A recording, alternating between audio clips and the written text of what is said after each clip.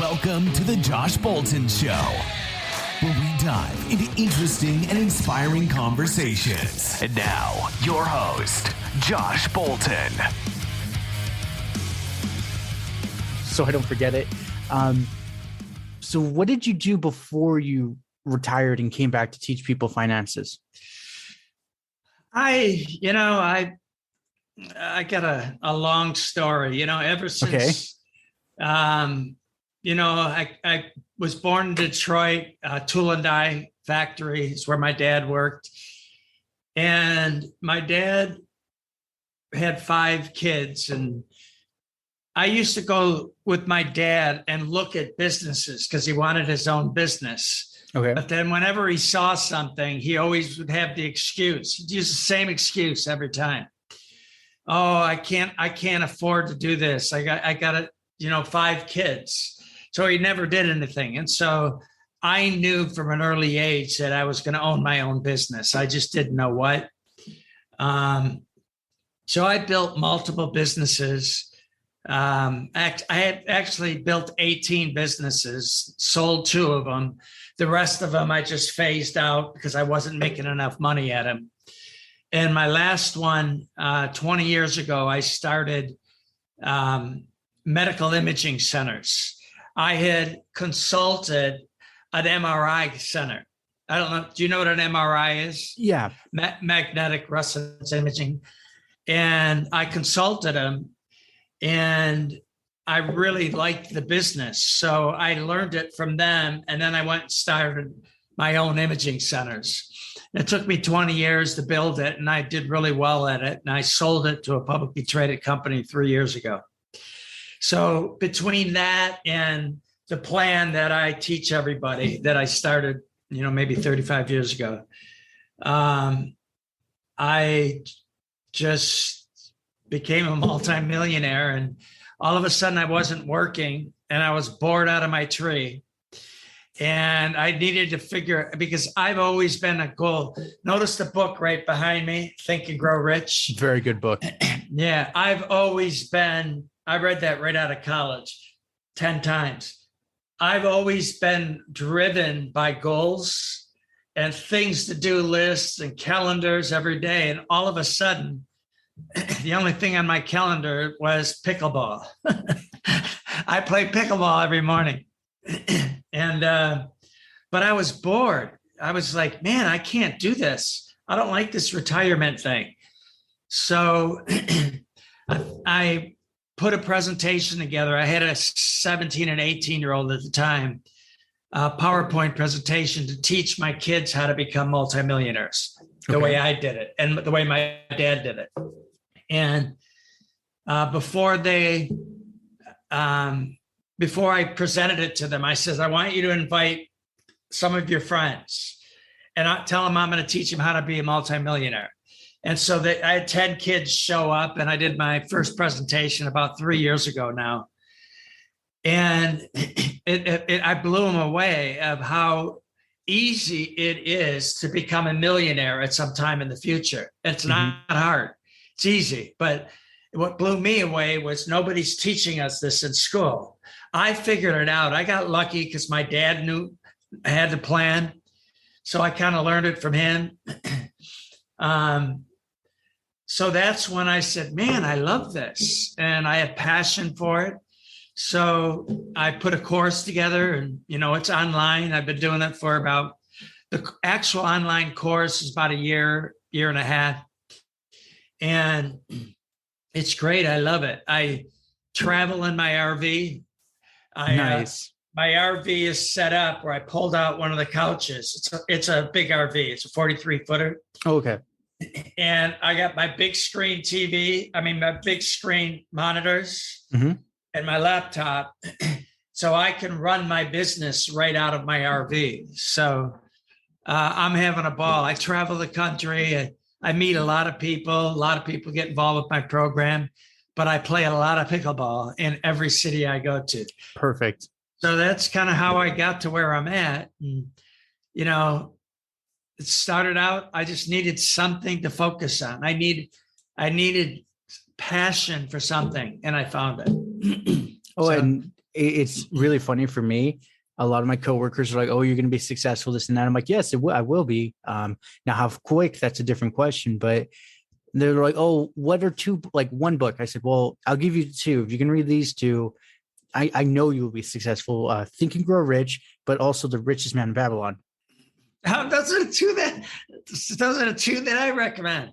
Yeah, I said, if you can get through those two, even if you have to buy the audiobook, I said, then you know all the foundations, and it is, the world is your oyster, essentially. Right. There's another one that I have in there. It's The Greatest Salesman by Og Mandino. Okay, that is the third person in the last month. The greatest salesman in the world, I think it is. Greatest salesman in the world. I will go buy an audio copy of that. I prefer my books audio. Yeah. So those are the three. I actually, for years, whenever somebody graduates from high school, I send them a letter, and I don't send them money. And the letter tells them, this is what I want you to do. You know, I want to teach you how I became a multimillionaire. I want you to go out and buy this book. And then I want you to outline it, send me the outline, and then I'll give you $500. So that's Think and Grow Rich. Mm-hmm. So some of them take me up on it. Most of them are too lazy to take me up on it, but some of them have, and it's been pretty cool. Now, what is the caveat for them for the $500? They got it. Well, if they read the book and they send me an outline of the book, and then there's something else in there, and tell me how this book, you think this book can change your life. And so there's no caveat. It's just, if they want to do it, their gift from me for graduating is $500. But if they're not willing to do the work, go to the beach. Yeah. Go do whatever the hell you want to do. You know, you and I both know that for anybody to become wealthy, we got to work. Oh yeah. It's nothing's easy. We just got to make the decision to do a few simple things and then go to work. And, you know, what I teach people how to become a multimillionaire in the background of life, because it's set up once, and then every month something happens. And as we go through this, I'll let you know exactly what my plan is. So perfect. But I want to say, before we get too deep into it, Howard, I want to say I'm liking this energy. Can you give us a little, out is Dekker, right? Dekkers, Dekkers. Okay, so can you tell me a little about pickleball before we go into that? I've never heard of it till now. Oh, no fooling. Oh my God. Pickleball is the fastest growing sport in America. Okay. They now have pickleball tournaments all around the country. And the number one female is a 15-year-old girl who's unbelievable. The number one male is actually the number one female is Anna Lee Waters. The number one male is 24, and he's Ben Johns. And it is the only sport where you can go to the park, put your racket in a system, and you'll be playing. It's a double sport, but it's a combination of tennis and ping pong. Yeah, I just looked up the court. It looks like it, but there's two courts for the price of one. How's that work? Well, you can get two courts out of one tennis court. Okay. So there's a lot of parks around the country they got all these tennis courts and nobody's using them. So they're converting it. It's turning into some really big business. That 15-year-old's making $500,000 to $1 million a year already. And, nice. You know, because it's just like tennis, and they're superstars. And, but what I love about the sport is it keeps me active. I meet a lot of people. And when you play this game, everybody's laughing. Everybody's smiling. Everybody's having a great time. And they don't have to be good. You know, they have different levels. You know, I'm an intermediate to advanced. but I play with beginners now, and we have a ball. So it's, and all you got to do is Google closest pickleball courts to me, find a couple courts. And what you want to do is find out when open play is. And it's usually every day of the week, like 8 to, you want to get there somewhere between 8 and 10 in the morning. Yeah. Or if there's lights, 5 to 10 at night. But once you play, You're telling you, you get hooked. You actually become addicted. It's a crazy, fun sport. And, you know, we're always supposed to stay active. Mm-hmm. I was running for a while and I hate running. I hate it. Me too. I tried swimming. I hate it. You know, so it's like, and I hate running on a treadmill. Okay. It's so damn boring. It is. Pickleball, you'll go for an hour to 2 hours straight playing, and it is so healthy for you. It keeps you young. And as long as I play pickleball, I don't gain weight. Perfect. And as soon as I quit playing pickleball, I gain weight. Because you're probably burning a lot of calories too when you're doing that. Yeah. Well, I try to get 10,000 steps a day. I get somewhere between 8 and 12,000 steps every day. I burn about 25 to 3,000 calories a day. And I know that because of my Fitbit. I would say, it looked like we had the same one. Oh, you got it. I love that. You got a Fitbit? Yeah. Oh, I love the Fitbit. You know, I wear hearing aids. So at night, I take my hearing aids out. And so I can't hear an alarm clock. What I love about this, the silent alarm. Mm-hmm. Do you use it? The silent alarm? Yeah, the vibrate one. It just goes. Oh, I love it. I love it.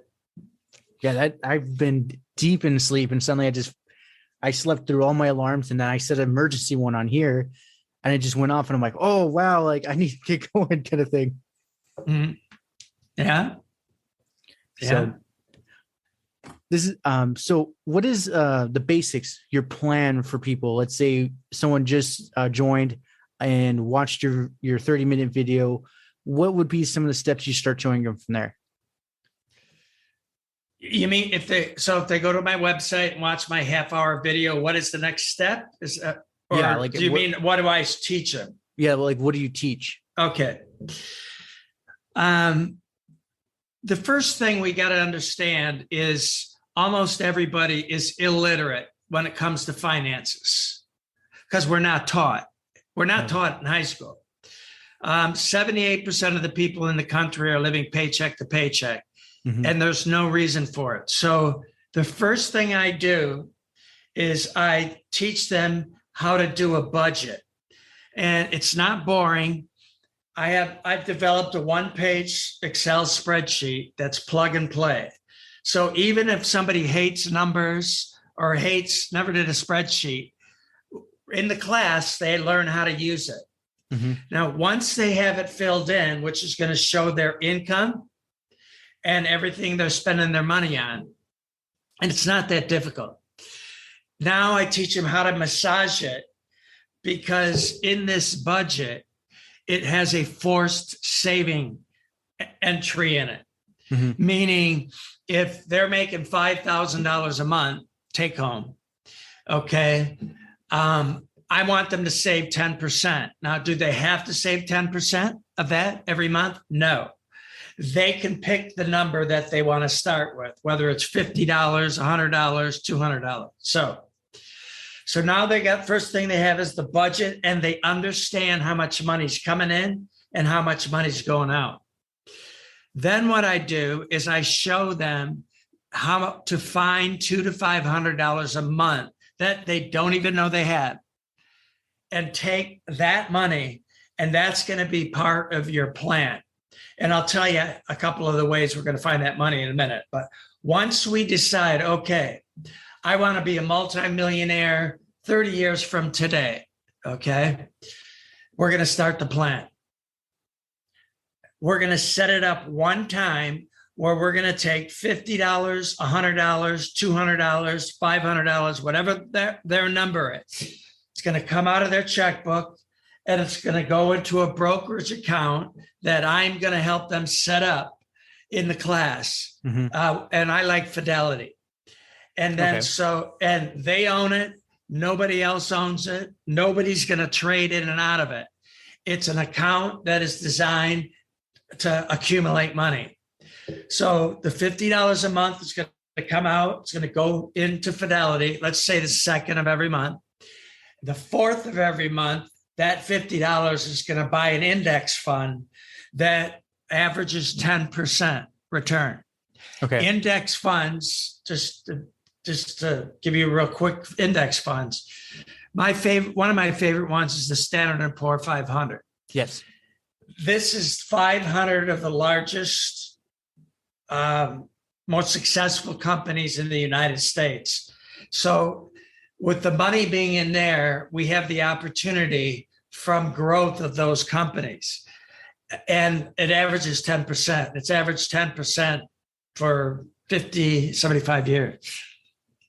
So then that works, set it up one time in the background of life. The only thing the person has to get used to is they have to know the 2nd of every month, this $50 is coming out of my checking account, or this $500 is coming out of my checking account. So they just got to make sure the money's in there. So the next question is, well, I make $5,000, but there's no way I can save 10%. I mean, I'm spending everything and I'm still using credit cards. Okay. Yeah. So that's where I start showing them how they have to look at how they're spending their money.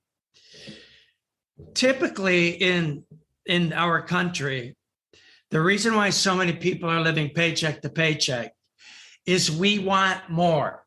Okay. Yes. We want the nicer car, the nicer house. When we get a raise, we might go buy this or buy this. So we buy and we don't keep anything other than the stuff that we buy.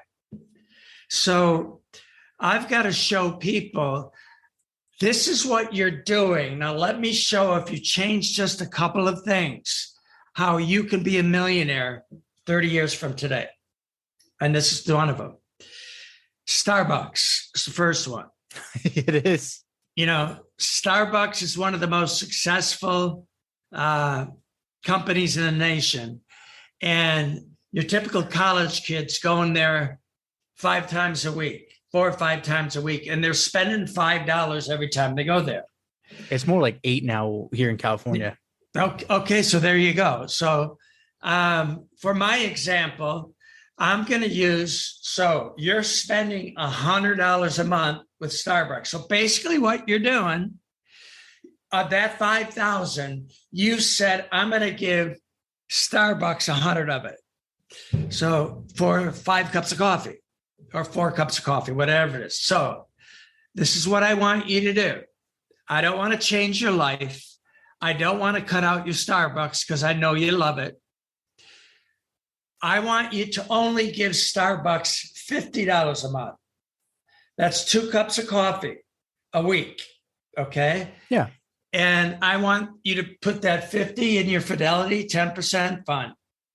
In 30 years, you will have invested $1,200 a year. Okay. It will be worth $114,000 in 30 years. 2 cups of coffee, get rid of it. You'll have $114,000 in 30 years, which will be part of your financial freedom fund. The next one, and this is where they can make a lot of money, is a car. There's a ton of people that have $600, $700, $800, $900 a month car payments. And if you ask them why, they'll say, well, I can afford the monthly payment. So this is what I tell them. I'm using $650 car payment as an example. I want you to sell that $650 a month car and I want you to buy another car and only pay $325 a month.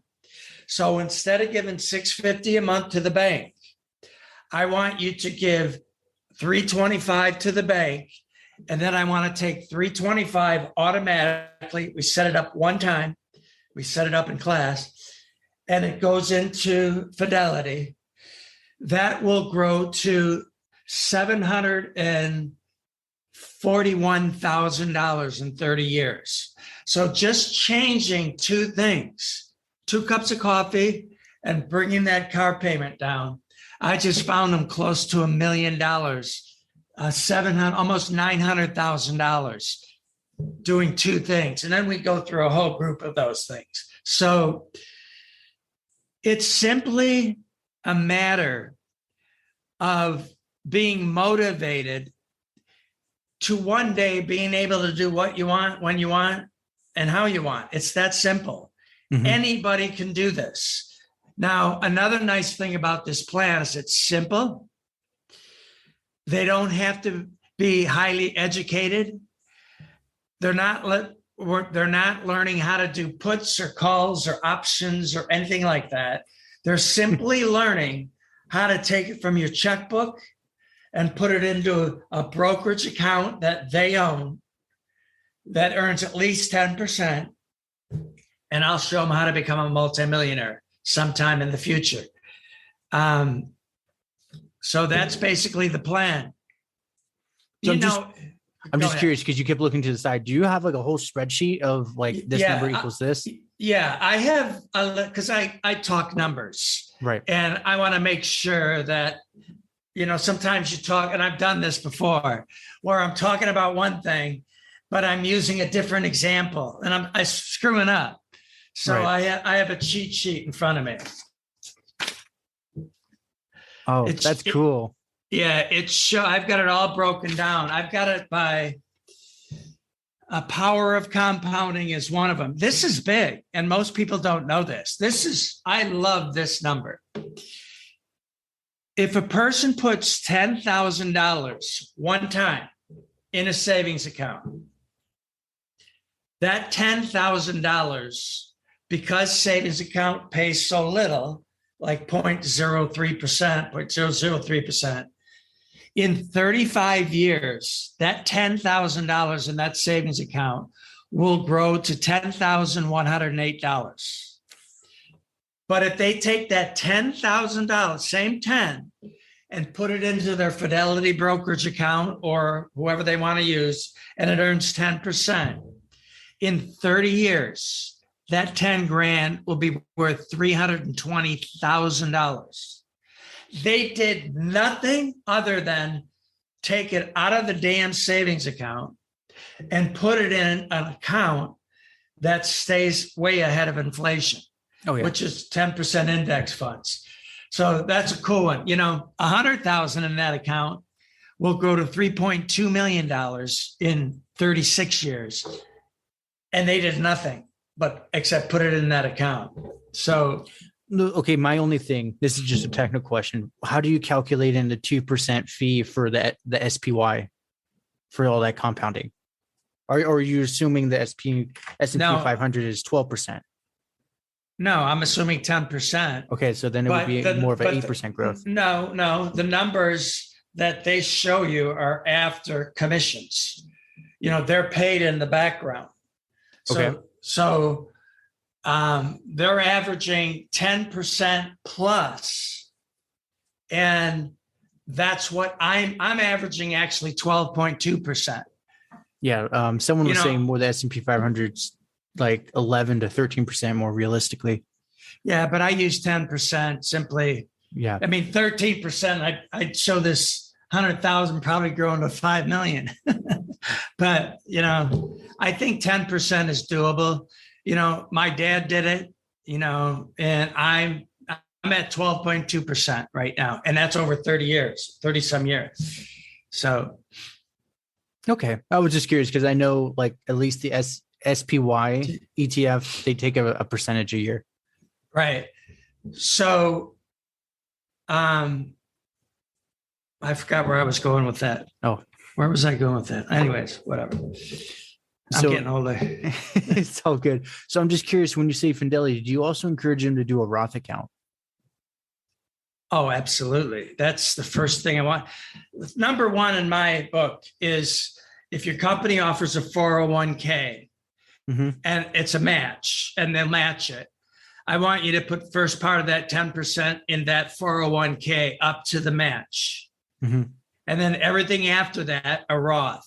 Everybody should be putting $500 a month into a Roth IRA. Everybody. Because it is the most amazing account. Because with an IRA, I got, $1.5 million in an IRA only because the Roth IRA didn't exist back 35 years ago. Okay. So I have to start taking money out of that Roth IRA when I turn 72. I mean, a regular IRA when I turn 72. And that's because the government wants their 30%. Okay. They're going to force me to start taking money out of that.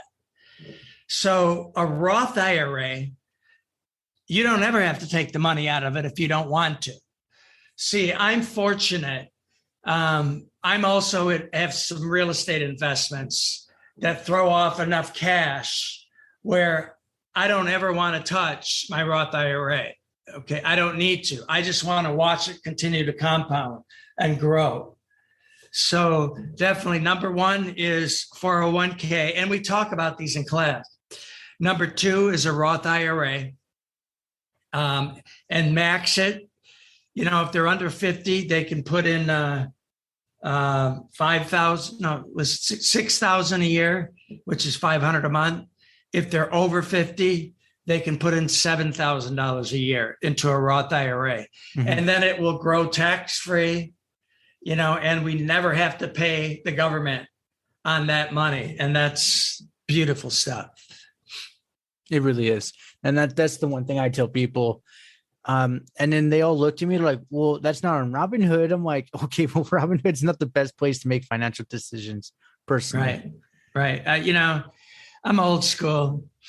Then I've got students saying, are you going to teach me how to do crypto? My next question is, what's your thoughts on crypto? I'm not the guy to teach anybody on crypto, but what I will say is this. I'm also not the guy that is going to tell you not to do it. Okay. If somebody wants to see, the reason why I like the market and index funds. Now I'm also into dividend paying stocks. Okay. Me too. But I teach index funds because it's simple and most people aren't smart enough to pick a good stock and there's a lot more risk in it. So, man, I'm losing it today. Twice I lost it. What the hell was I saying? Index funds, it's not easy for them or simple. Yeah. Oh, crypto. Let's go back to crypto. So this is what I tell them. I said, look, if you really feel that you want to gamble on crypto, okay, then instead of putting 10%, if that's your number, into index funds, put 8% into index funds and save 2% for doing stuff like that.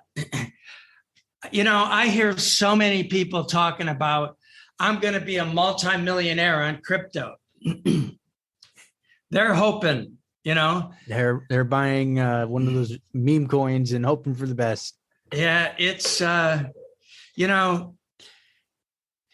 they just had a one of the largest in the country. It's going right now. I think today's the last day, a crypto conference in Miami, which is it's probably 45 minutes from me. And I was listening to one of the people who put it together, and he was asked why he put this together. And he said, one of the big reasons is because when there's something new that isn't regulated big time yet, there's scam artists everywhere, and they're all figuring out how to rip you off. He said, so what I'm trying to do is bring people to this conference and introduce systems that aren't a scam or whatever. So you don't have to gamble on these other things because you really don't know. No, I mean, it's so new. And I'm not saying it's bad. I'm just saying somebody is sitting here telling us it's the most secure thing on the planet. no one's hacked Bitcoin in 12 years. It's like, yeah, give it a few and someone will figure it out.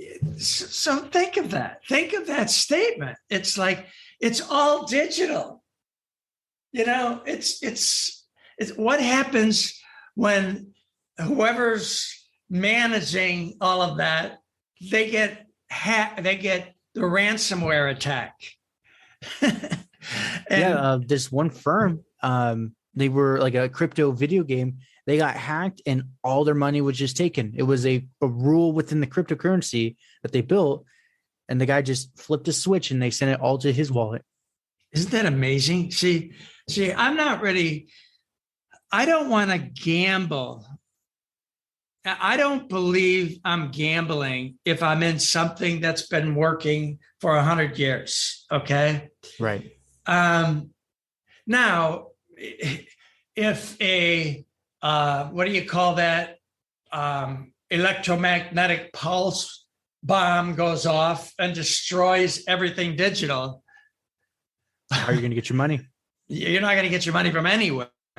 From no matter where it is. The funny thing is about the regulations and the money. So Google's been giving me a lot of ads for gold and silver because they know I've been looking up inflation. So I bought this cool 1 ounce silver bar. Have you seen Mandalorian? Have I seen what? The Mandalorian on Disney? No. Okay, never mind. Well, those listening, I bought the silver that looks like the Mandalorian steel. And it was just one of those. An hour later, they called me and they're like, "Oh, was it a crypto scam? This and that." I'm like, "Nope. I just saw this really cool piece of silver and I just bought it for $200 so I can get free shipping." Mm-hmm. And the lady kind of pauses. Oh, that's actually kind of cool. It's one of those silvers. One of those. It's a great hedge, and plus it just looks cool. So I'll be showing off to everyone, look at this, Mm-hmm. kind of thing. But yeah, and that was one of those. My coworker said, what's a good hedge for air quote inflation for a guy like me? And I'm like, technically stock market, but if this gets really explosive inflation like the 70s, I'm like, just hope that it's not too bad. Right. It's like there's so much fear mongering going on all the time. Mm-hmm. And people listen to that. And, today I'm down in the market. I'm down 25,000. Yesterday I was down 30. The day before I was down 35, But the bottom line is I'm averaging 12.2%. But it doesn't scare me. When I hear the market's down, I've got certain companies that I want to buy more of their stock when it gets into a buying range. AT&T went down. AT&T has been paying a great dividend. It's been paying 8.5%, but that's being cut in half. But it's still a great dividend at 4.2%.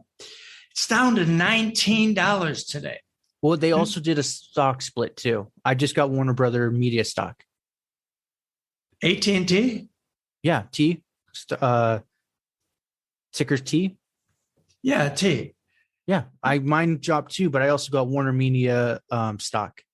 The equivalent of the drop. Well, it wasn't a split. It was they merged that off. They merged it off. Yeah.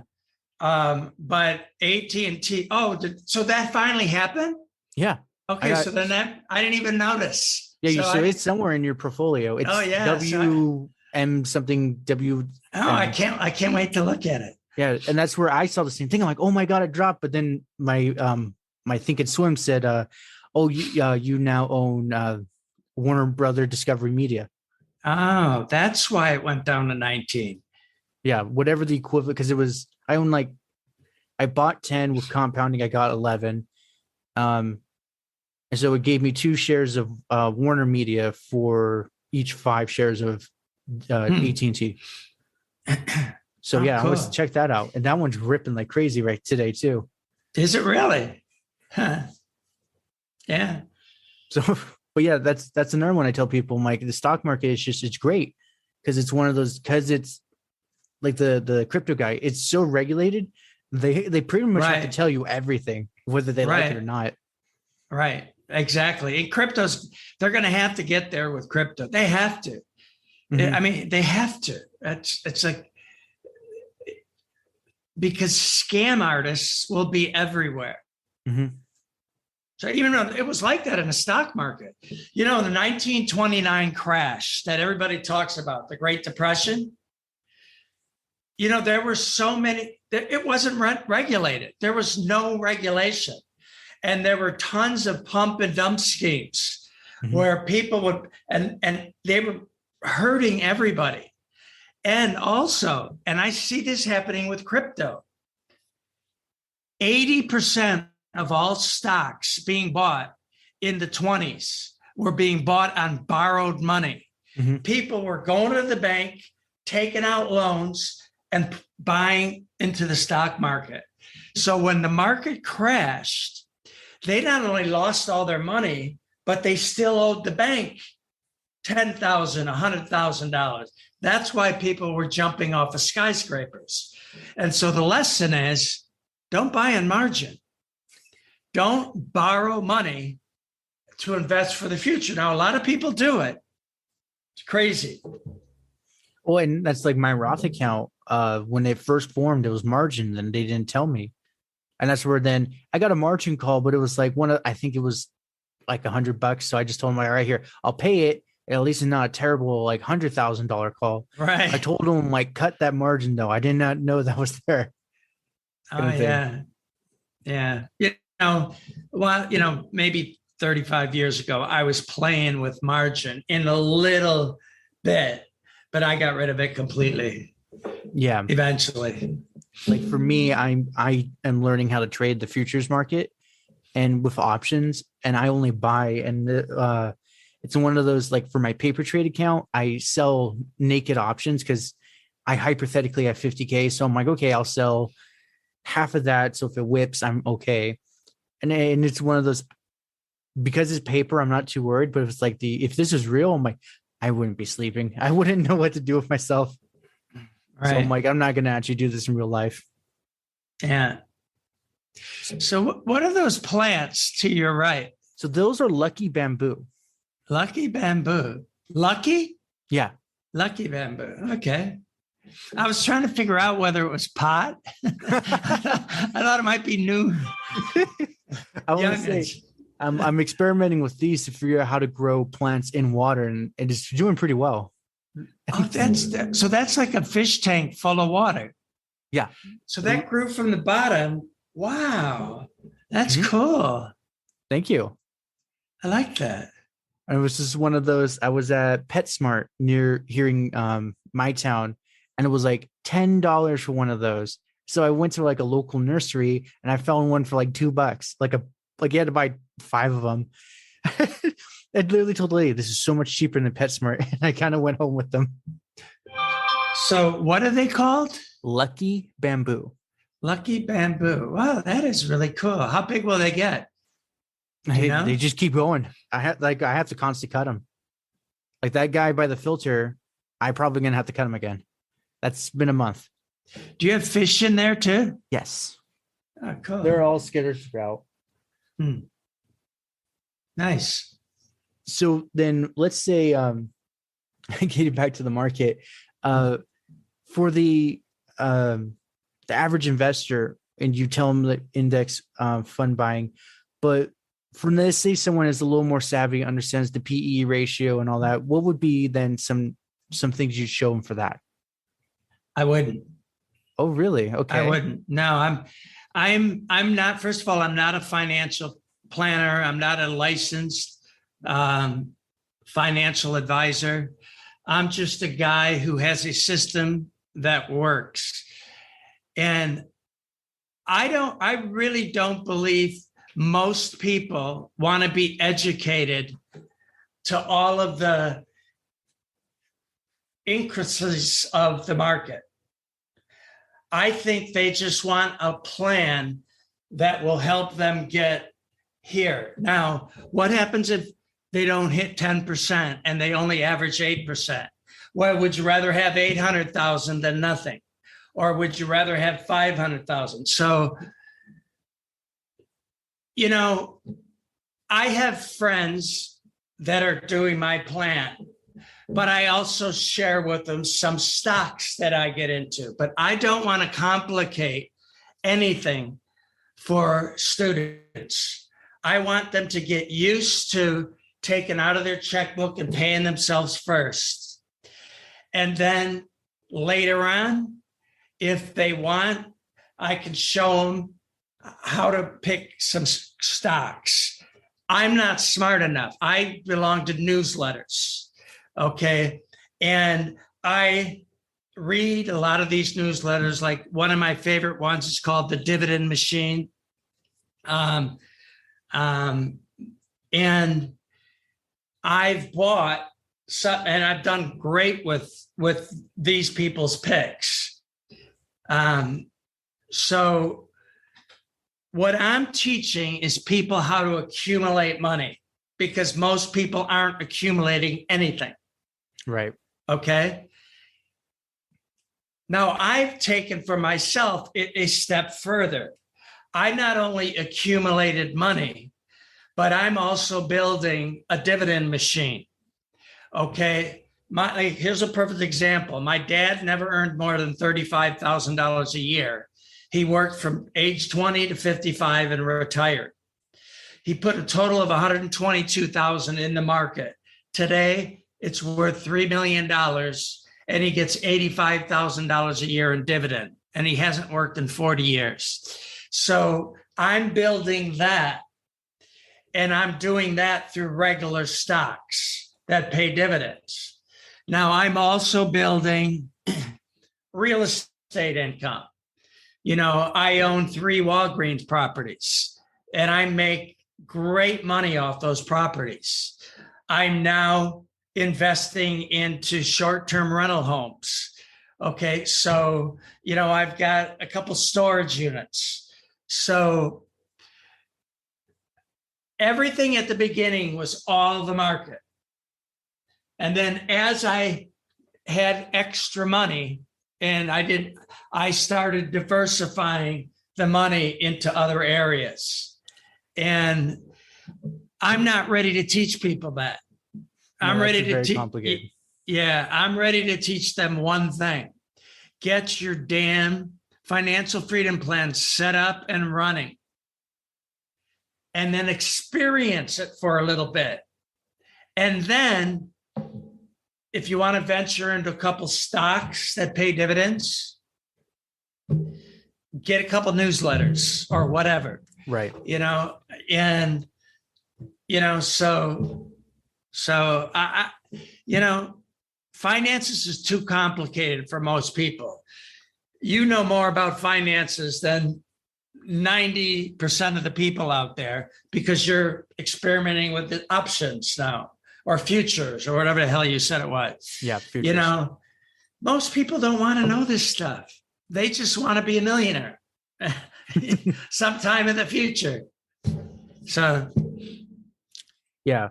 So one thought that kept coming to my mind, and it's probably what a lot of people are thinking. They're like, okay, that's great, Howard, but how do I get more explosive growth? Do I need to start my own business? Do I need to save more? Oh, absolutely. Side hustle kind of thing?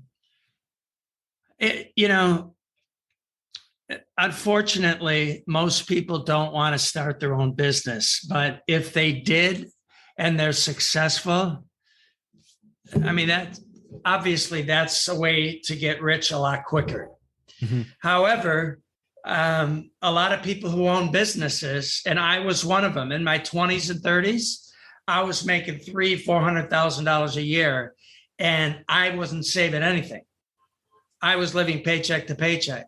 I had a house on the Intercoastal. I had all this stuff. And then I realized in my late 30s that, man, what happens if my business goes bankrupt? Or what happens if a law changes? I'm going to be 60 years old and broke. So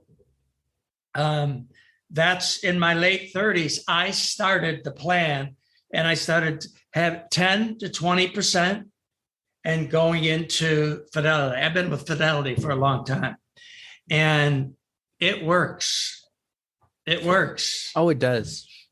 So now this is just a question for me. Let's say someone has an idea for a business, but especially with the landscape, how would you recommend them, hypothetically, coaching like you, to go about marketing their business?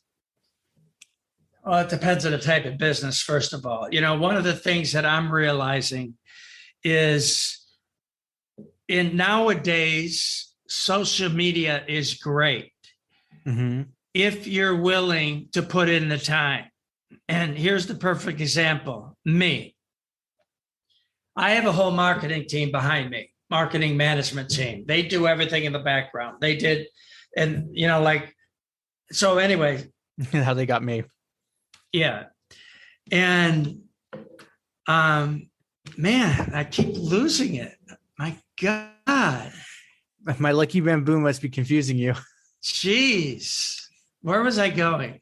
You have a whole marketing team behind you, and that's how they reached out to me on social media. They keep telling me, okay, we want to put your students on hyperdrive. We want you to do one posting at least every day. We want you to start doing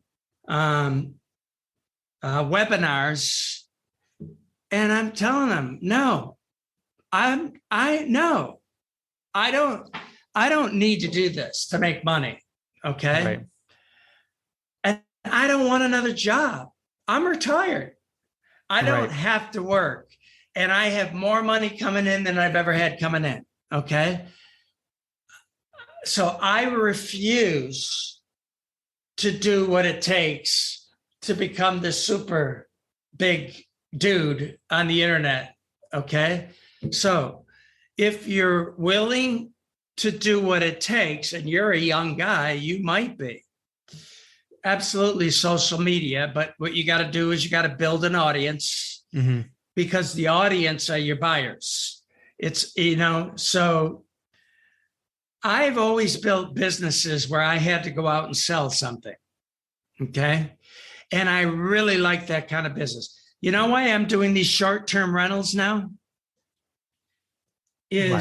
I have to go out and find the house, okay? And somebody else, a management team, has to keep it full, okay? And you have to pay 20% of your revenue. Oh, but for me, I'll do it. Now, I'm not going to have to go and do a post. I'm not going to have to do what it takes to become successful. Somebody else is going to do that. So with financial freedom, because it's me, I have to do it. I don't want to do it. So, and it depends on your idea. It all depends on what your idea is to make money. But one of the things you got to realize in life, I told you I've had 18 businesses. The most important thing you have to do is start one, if that's really what you want. It doesn't matter whether you hit or miss. What matters is you start it, because what you're going to find is when you start this business, it leads you to the next one somehow. And then all of a sudden you do this one. And all of a sudden you find yourself, I'm not a doctor. I owned medical imaging centers. I had a radiologist I was hiring. I had technologists. I had 155 employees when I sold my company. And it blew my mind when a radiologist would walk in my office and ask for a raise. It was like, how is it that all of these doctors are working for me? Yet I knew nothing about healthcare other than a business is a business is a business. You got to treat people right. And if you treat people right and with respect and you're fun, and you make it fun for everybody, eventually you'll get to wherever it is. So if you got an idea for a business, do it. No, it's figure it out. And that's the reason I was just asking, because I love hearing different people's take on it. And yours is more kind of what I was aiming at. So long story short, essentially I got asked by I used to work security at a truck gate, and I was very observant, and this guy really knew it. So context, there was a guy with like a Hell's Gate tattoo of fire and demon spawn coming out of it on his neck. And we'll call him Chuck. I don't really remember his name, but Chuck was coming in and he pretty much wished to shatter his leg and go home for 6 months instead of working one day at the warehouse. It was one of those, I just noted, I'm like, okay, that's interesting. And the guy, his name is Kirk. Essentially, do you know the logistics company NFI? No. Okay, big company. It's like JB Hunt, but they're private. Essentially, he comes up, he's like, hey, why is my warehouse failing? Like, why? This is my baby that got me to where I'm at management-wise. I said, well, that guy with the Hell's Gate tattoo with the demon spawn pretty much wished pain, bodily harm instead of coming here. I'm like, so the word morale has more power than what's going on here. Like, they said, you're too far up the chain. You've forgotten what it's like to be in the trenches. And so it's just one of those, I gave him simple techniques. Like you said, make it fun. We humans love games, even if we're not competitive. Gamify it. I said, can you afford to put $500 aside a week for just $100 gift cards for your employees, like the top 5 with no injuries, best production, all that? They get $100 kind of thing. He's like, oh yeah, that's like 2 steak dinners. I'm like, well, wherever you go, I want to try that place out. You're paying though. Yeah. And essentially within a month and a half, I gave him some extra techniques, and their stealing went down, their production went up. They went from the laughing stock of the company to like everyone suddenly is calling him saying, wait, you were the joke ass end of every joke. What happened? They're like, oh yeah, the security guard just gave me some tips. So he literally like a month and a half later said, okay, how much do you want for your services? And I'm like, 10 grand. And now afterwards I did some questioning. So he went from 300,000 a day to 1,200,000 a day. And now I'm sitting here going, damn it, I should have asked for more. Did you get your 10 grand? Yes, I did. Wow. So what's the business? It was just like a consulting coaching business. Okay. Because I've gotten so many requests for that and how to podcast. And I'm like, well, I mean, I've been doing this like almost a year and a half, but I'm not like Joe Rogan raking in millions of dollars just sitting there. But I can show you the basics of what I know. Right. So see, even what you're doing, everybody keeps telling me, why aren't you doing your own podcasts? You know how much work is in what you do right now. Oh yeah. And I don't want a job. See, if I was your age, I'd be doing what you're doing, I'm sure. But I'm not. I've already had the kids, married, and, divorced, and just loving life. And I'm not willing to do what it takes. This new real estate company, though, is easy. So, yeah, and so you just hand them the check and say, all right, figure it out. Kind of thing. Well, no, they give me a check every month. Oh, okay. My Walgreens, I have 3 Walgreens. And each one was $4 million. Did you buy the pad or the actual lot? The lot and the building.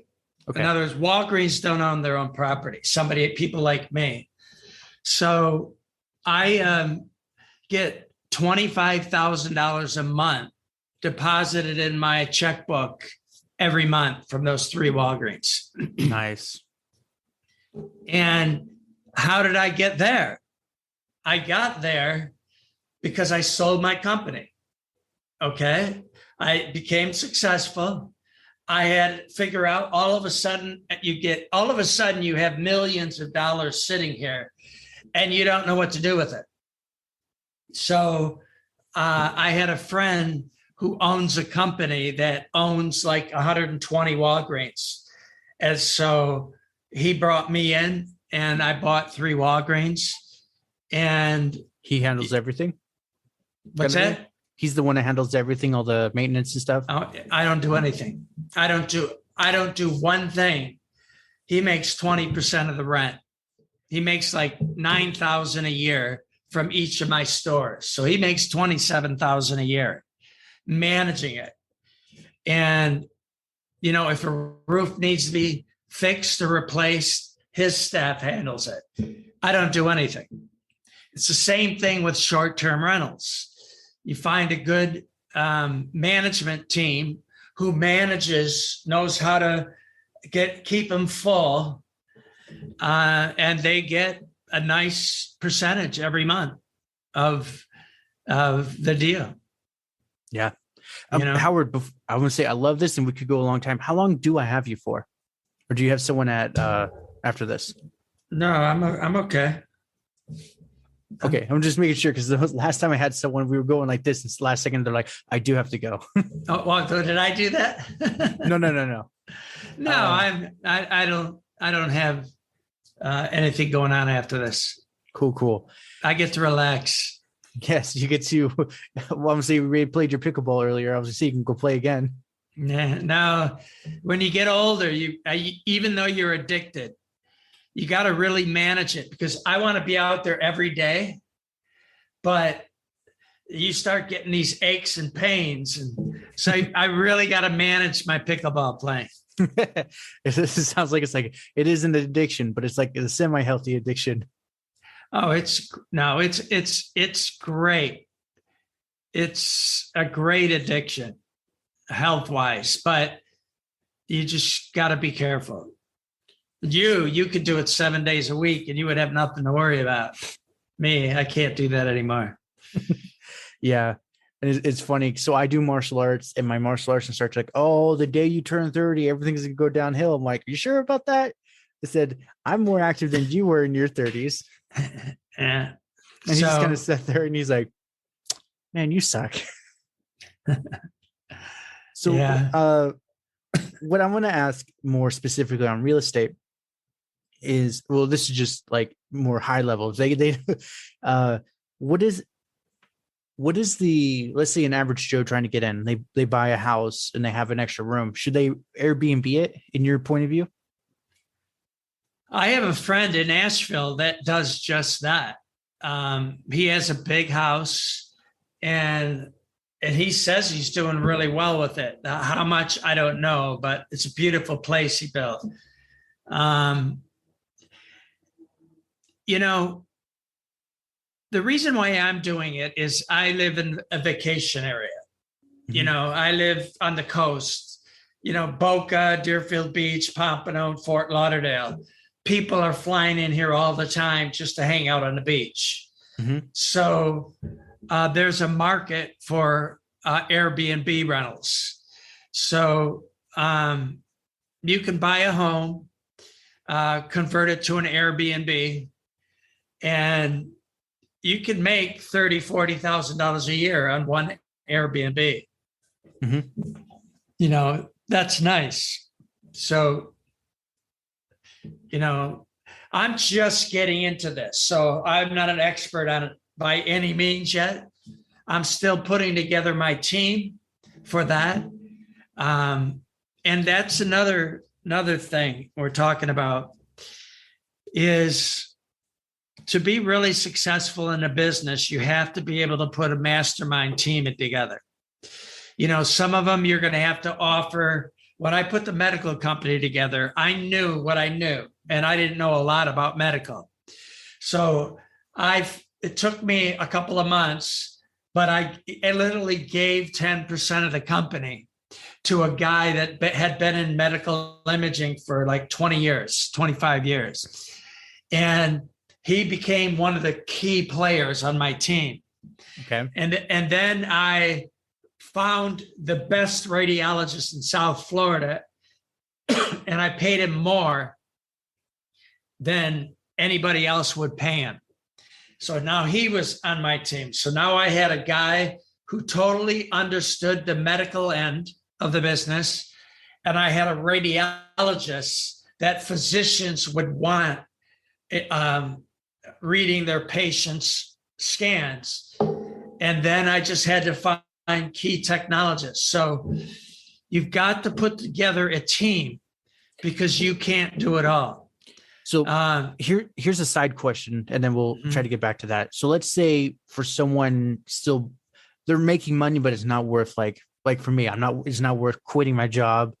But I know I'm at that point, I need a team, but I don't have the cash flow. What point would you say consider it, and how would you find that person? Well, it depends on what you're willing to do. You might have to offer them some stock in the company, okay, and they're willing. They understand that, I'm barely making anything from it now. And so as we go forward, eventually the goal is to make this much. Do you know how to do spreadsheets? Yes. Like projections? Projections, sort of. Yeah. Well, you need to learn that, and you can learn that pretty easily. I'll look that up tonight. Yeah. And that will excite some people that you're trying to attract. Show them what you're building.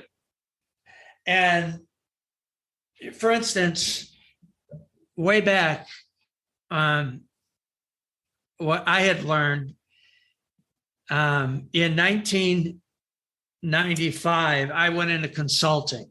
I have a business degree. I went into consulting, and I let everybody know that knew me. I had sold a company that had 100 employees, so I was moderately successful in that one. And I let them know that I'm looking for another business opportunity. And if they have any friends or family that own a business and they're struggling, let them know that I'm available. And they might want to meet me, and we can see if we can put some sort of deal together where I'll help them achieve whatever they want to achieve. So I got a call. I lived in Detroit at the time, from a friend whose cousin owned an MRI center. And I was in Detroit. I told him I'd fly in for 2 weeks and shadow him. And I did. And that's how I got into the medical imaging. I was led there and by a little one-page business plan. So it all boils down to, if you put projections together, now the business, I already knew what I was looking for. It was a business that if I was successful, I want to be able to pay my sales reps $100,000 a year. Mm-hmm. And I wanted to make $100,000 a month. And I want the business to make $100,000 a month. So when I built my projections model, which you're going to learn how to do, when you do projections, it's like, okay, if I sell this many, this is how much I'm going to make. If I sell this many, and just different levels, you might find that whatever your business idea it is, you're not going to make enough money in it, or you're going to find that, wow, this looks great because I can make a lot of money. A partner or two can make a lot of money, and there's still going to be money left at the end. You follow me? Mm-hmm. So I think one of the big problems that people are mistakes people make when they're opening up their own business is they don't really understand where they'll be once they're successful. They hope there'll be someplace where they can make a lot of money, but it's a dream. Right. So when you put your forecast or projections together, you will see, if I sell 1,000 of these a year, this is my bottom line. Okay. Now, in the projections, you might say, I'm going to need 5 sales reps. So sales rep 1, maybe makes $50,000 a year salary, and he can make $50,000 a year in commission. So that's $100,000. Sales rep 2. So you have to build all of these costs in the projection. And then when it's all done, you'll see it's either worth my time or it isn't. Because you have to find a business that is highly profitable. Unless you're building a hobby, which I don't think you are. No. You know, I made a mistake picking medical imaging, even though I made millions of dollars and I would do it all over again. There's so many businesses where you can make hundreds of millions of dollars a year. We just can't find it. But some people start businesses and they just happen to get into the right business, so just make sure that you can make great money. And that's how you can get somebody excited to join you in your partnership. Show them, I think we can do this. You can make this much money because you got them slotted into your projection. Follow me? All right. Now, it's not going to be right away, but once you get to these numbers, because anybody who's going to join you is doing it for their future, and they're going to need to make some now money. So maybe they can start out doing whatever they're doing and helping. So that's one of the ways I would try to attract somebody to my team. I told you, I gave Claude 10% of the company. He never put a nickel into the company. I put all the money in. He put nothing in. He was just the mastermind that knew all the rules and regulations and ran it, helped you mostly run it. He knew all of the modalities. I did MRCT, nuclear medicine, ultrasound, mammography. I had freestanding clinics where the physicians would send to me. I had 10 or 12 sales reps, and, I'd have weekly meetings, and Claude was always the expert on the medical end of it. I was the expert on the business end of it and the motivation end of it and the fun end of it, because people want to have fun when they're working. They want to laugh. Yes. Yes, they do. That's one thing that I've told many different businesses and owners as I've gone on their shows. I said, the thing that I don't know where or when it switched, but it's like, it seems around the 80s, just became only numbers, no more fun, no more personality. And I said, and that's kind of when everything kind of slowly slipped down. Stocks went up. That's great. But the morale just doesn't exist. Right. And I said, those who figure out how to make it fun, safe, and productive, I said, those are the ones. It may at first not seem like they're making a lot of money, but they're going to pay off in the long run, because there's going to be people willing to work harder. Then instead of saying, I want to raise, it's like, I want to make sure this job continues because I like where I'm at, kind of thing. Right. Right. One other piece of advice I have for anybody who wants to make more money is, and I learned this at an early age, always go the extra mile in everything that you do. Always, everything. It opens up opportunities that we're not aware of that are open. And just give you an example. Let's say you're working at a company and there's always a couple superstars at these companies. They're in the same job, but they're always working, and they're people that are always going the extra mile. Those are the people you want on your team. Right. So let's say you were starting a business, which you are, and you're looking to attract some good people, which you are. Who's the best people to attract? People that were going the extra mile. So now you're going to this person that has demonstrated going the extra mile, and you're offering them a partnership. Had they not been going the extra mile, they never would have gotten that offer. I'm not saying they have to take it, but going the extra mile in everything opens up doors we're not even aware of. And it opens up income opportunities within the company, because the bosses, the owners, are looking for great people, because they get like me.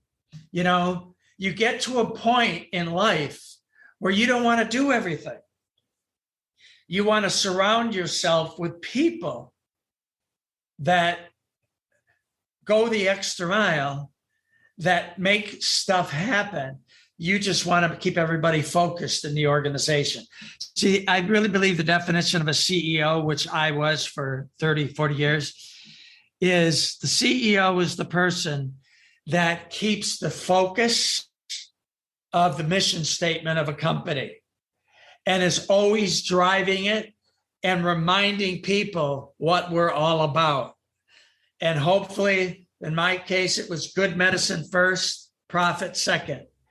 Always being there for our physician, always being there for our patients. And if there's a problem, fixing it now.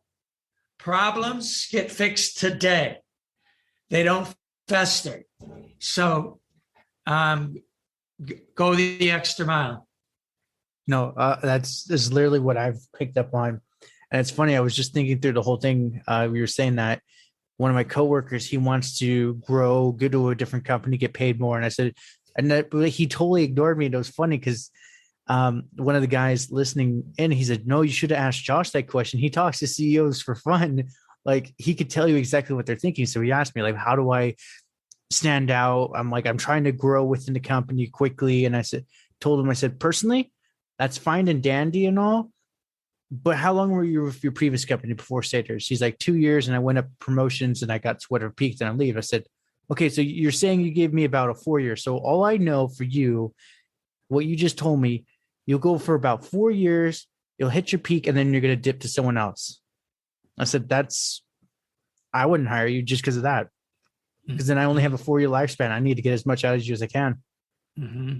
And he just looked at me. I said, if you want to grow in a company, I said, first things first, when they say put a reference, I'm actually going to call it to see if that reference is real.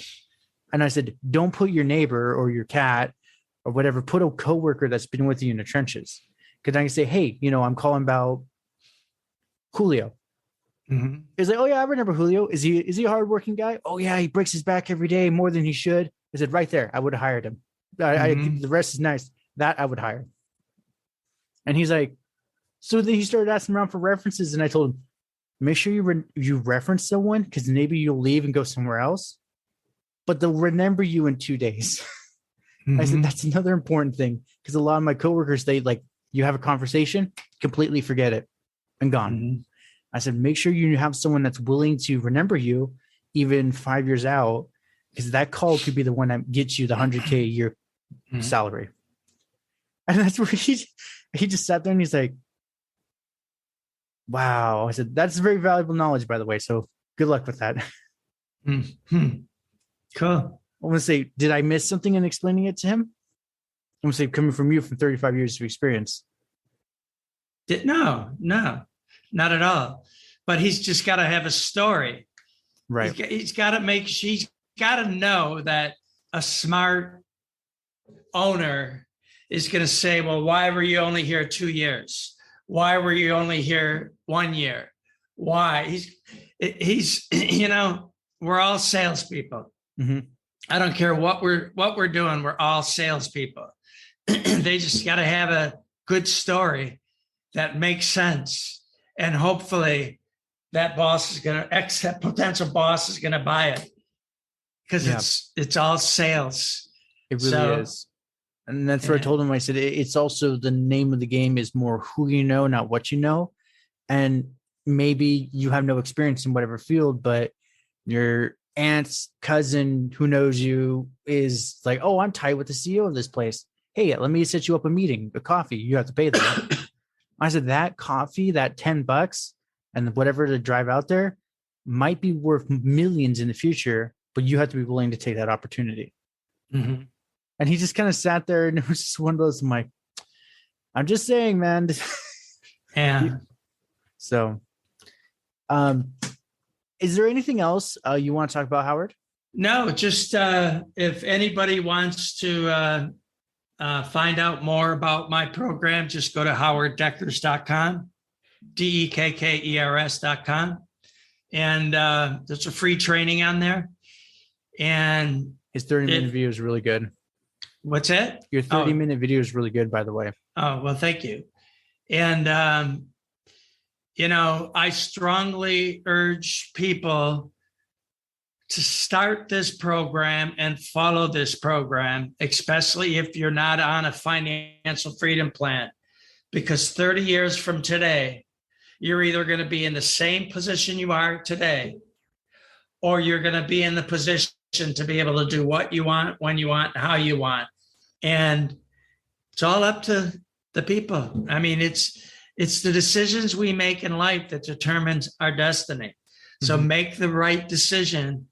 And whether it's my program or somebody else's, get started. So that's all I had to say. Perfect. And I will link your website in there, the description for them.